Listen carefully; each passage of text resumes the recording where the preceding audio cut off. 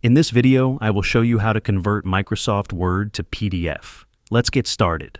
Launch Microsoft Word and open the document you want to convert. Click on the File tab in the top left corner of the window.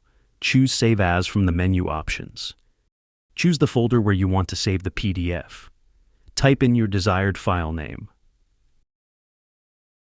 In the drop-down menu for file types, select PDF. Click Save. Alternatively, click on File. Select Export. Select the Create PDF option. Click on Create PDF. Now give it a name and click Publish.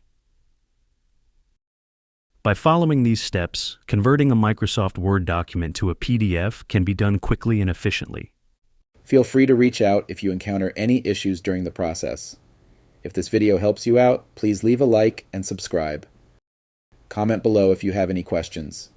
If you need further assistance, consider hiring a professional using the link in this video below.